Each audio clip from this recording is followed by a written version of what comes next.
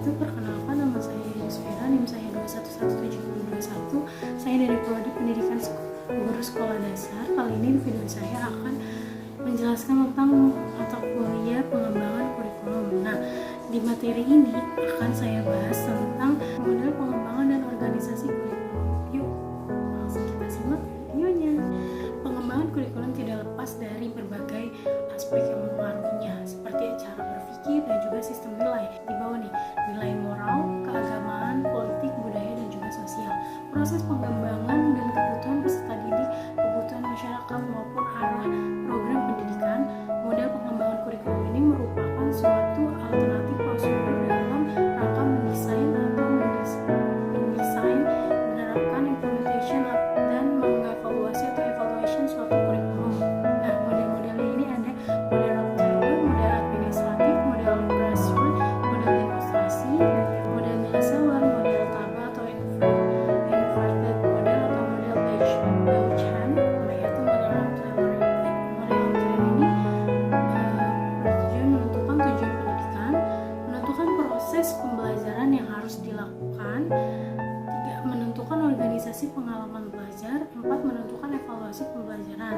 Sedangkan model administrasi ini mengembangkan konsep-konsep umum, landasan maupun strategi operasional, perumusan tujuan pendidikan maupun pembelajaran, pemilihan penyusunan dan juga substansi materi pelajaran, menyusun alternatif proses pembelajaran dan juga menentukan penilaian pembelajaran. Nah, di model grassroots ini, dalam proses pengembangan kurikulum ini diawali atau dimulai dari gagasan-gagasan guru sebagai pelaksana pendidikan di sekolah, atau bisa disebut langsung pelaksanaan di lapangan, sehingga perbaikan dan peningkatan dapat dimulai dari unit-unit terkecil dan juga spesifik menuju pada bagian-bagian yang lebih besar.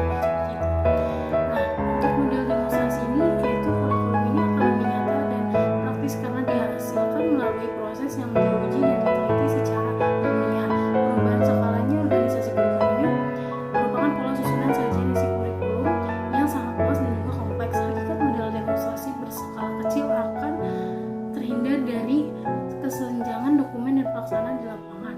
Model ini akan menggerakkan inisiatif, kreativitas guru-guru, serta menerdayakan sumber-sumber administrasi untuk memenuhi kebutuhan dan minat guru dalam mengembangkan program yang baru. Nah, sedangkan model Miller-Seller ini yaitu klarifikasi orientasi kurikulum, pengembangan tujuan, identifikasi model mengajar dan juga implementasi.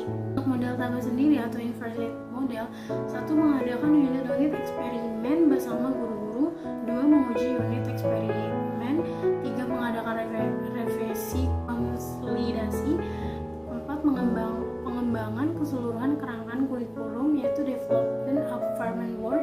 Terus kelima ini implementasi dan juga dissemination. Untuk model Bauchan ini yaitu menentukan arena wilayah yang dicukupi kurikulum, terus menetapkan personalia, terus 3 ini organisasi dan prosedur pengembangan kurikulum, 4 implementasi kurikulum, dan 5 evaluasi. Sekarang kita akan membahas tentang organisasi kurikulum. Apa sih organisasi kurikulum? Jadi organisasi kurikulum ini merupakan pola susun sajian isi kurikulum yang bertujuan untuk mempermudah siswa dalam mempelajari bahan pelajaran serta mempermudah siswa dalam melakukan kegiatan belajar sehingga tujuan pembelajaran dapat dicapai secara efektif. Dan juga ada sejumlah prinsip yang harus diperhatikan ya. Sehubung dengan organisasi kurikulum, yaitu ruang lingkup atau cakupan atau scope, terus urutan bahasa, sequence, terus kontinuitas dan keseimbangan dan keterpaduan integrat. Nah, secara umum ini terdapat 2 bentuk organisasi kurikulum nih. Kurikulum berdasarkan mata pelajaran atau subjektif kurikulum ini yaitu spirit subject kurikulum, terus correlate kurikulum, Word Defined kurikulum, Integrate kurikulum. Mata pelajaran yang terpisah-pisah atau spirit subjektif kurikulum ini, bentuk kurikulum ini sudah lama digunakan karena organisasi kurikulum bentuk ini sederhana dan juga mudah dilaksanakan.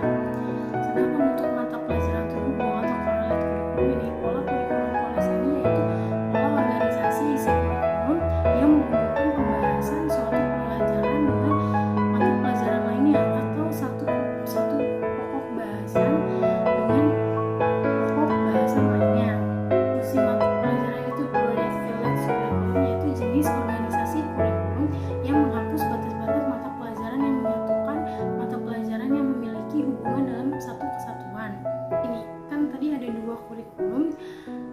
satunya lagi nih kurikulum terpadu atau integrated curriculum. Nah, kurikulum terpadu ini meliputi kurikulum inti atau core curriculum, terus social function dan juga placement situation. Terus yang ketiga ini experience atau activity curriculum.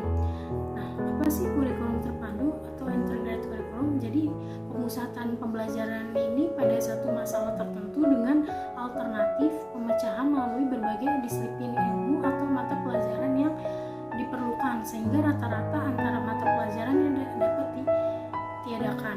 Kurikulum inti core kurikulum ini adalah isi kurikulum ini berlaku untuk semua siswa, sehingga kurikulum ini sebagai kurikulum umum tetapi aslinya bersifat problem pribadi sosial pengalaman yang terpadu.